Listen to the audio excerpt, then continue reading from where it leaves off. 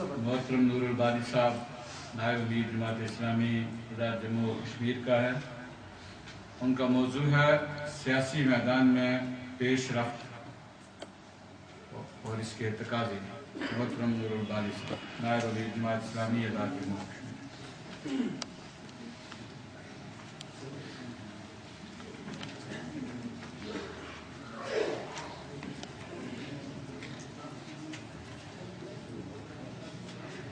الحمدللہ رب العالمین والصلاة والسلام علی رسول الکریم.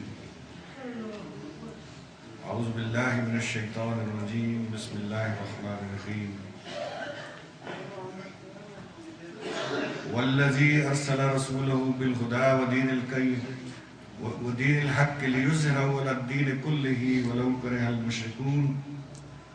بسم اللہ الرحمن الرحیم.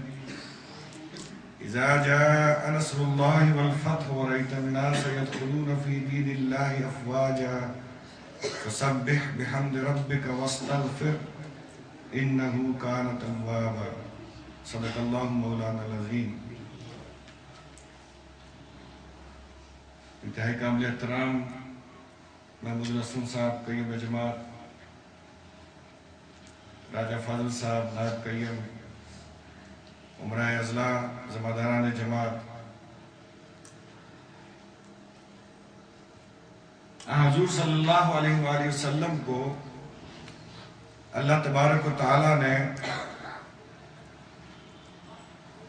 مبعوث کیا دین حق کے ساتھ تاکہ وہ اس دین کو تمام ادیان پر غالب کر دیں،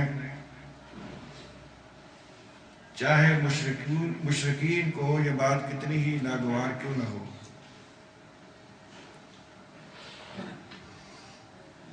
اور پھر ہم نے اس چیز کا مطالعہ کیا ہوا ہے کہ یہ دین غالب ہوا، یہ دین قائم ہوا، اور 23 سال کی قلیل مدت کے اندر یہ پیش رفت ہمارے سامنے آئی. اور آج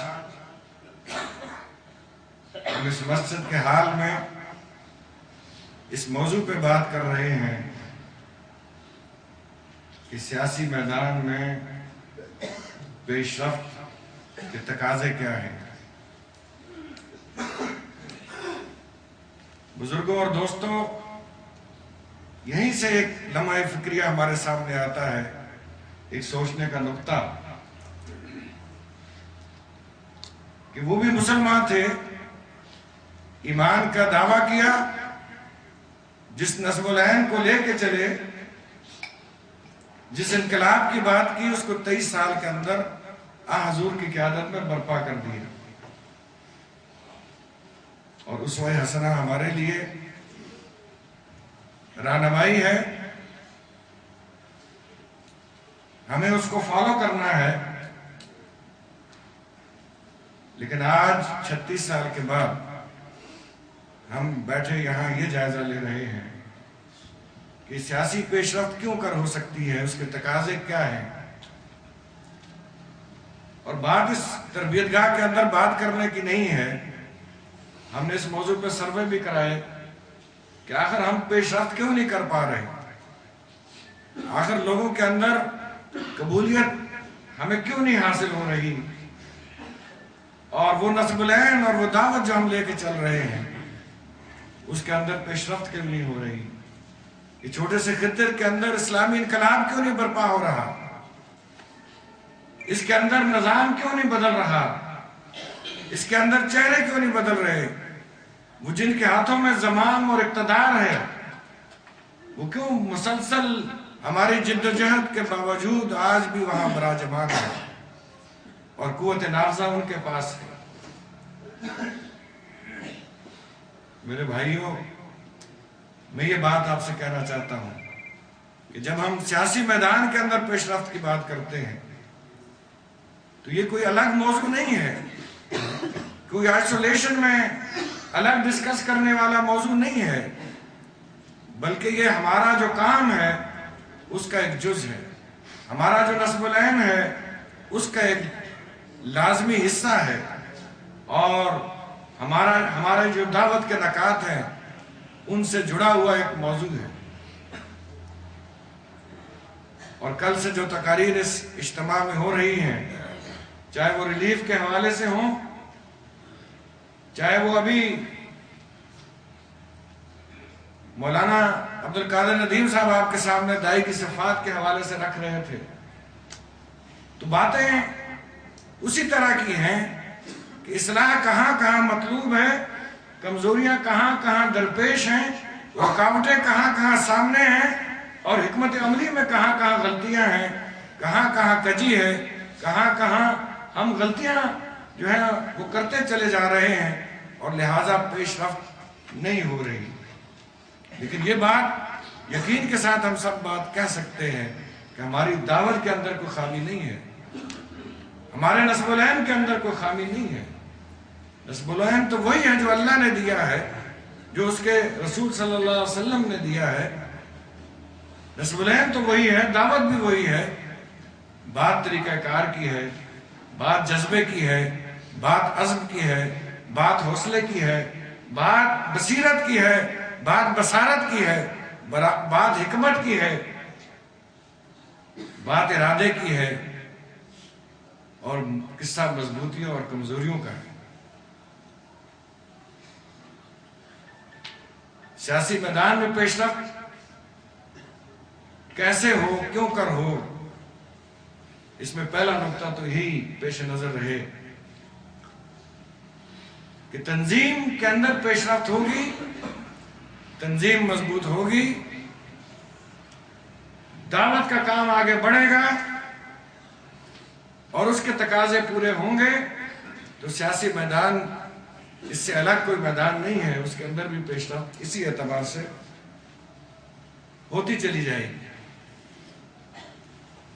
1974 میں آزاد کشمیر میں ہم نے اس جماعت کی بنیاد رکھی اور کچھ گول سیٹ کیے، کچھ اہداف طے کیے، اور ان اہداف میں جہاں تحریک آزادی کشمیر کی بات ہے اس کو منطقی انجام تک پہنچانے کی بات ہے، جہاں آزاد کشمیر کے اندر اسلامی انقلاب کی بات ہے،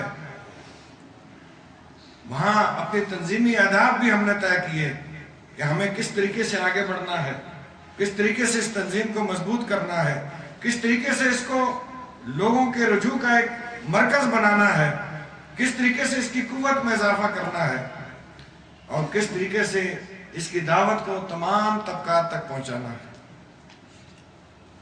لیکن جب جائزہ ہم لیتے ہیں تو اس میں کمزوریاں اور رکاوٹیں ہمارے سامنے بالکل عیاں ہوتی ہیں، اور وہ کمزوریاں جہاں تنظیمی کمزوریاں ہیں، دعوتی کمزوریاں ہیں، تو اس کا لازمی نتیجے کے طور پہ سیاسی میدان کے اندر بھی ہماری پیش رفت کے اندر جمود اور مایوسی کی ایک مختلف اوقات میں گھٹتی بڑھتی کیفیت۔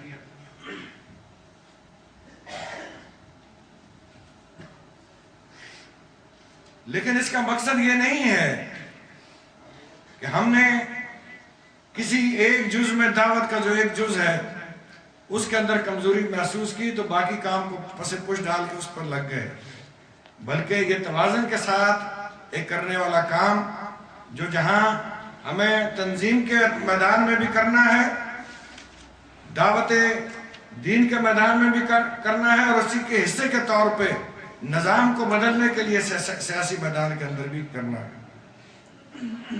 اور اس کی منہج وہی ہے جو حضور صلی اللہ علیہ وسلم نے طریقہ انقلاب اختیار کیا، تبدیلی کا طریقہ، پیش رفت کا طریقہ، اور ان کے ساتھیوں نے اور خلفائے راشدین نے اس کو اختیار کیا۔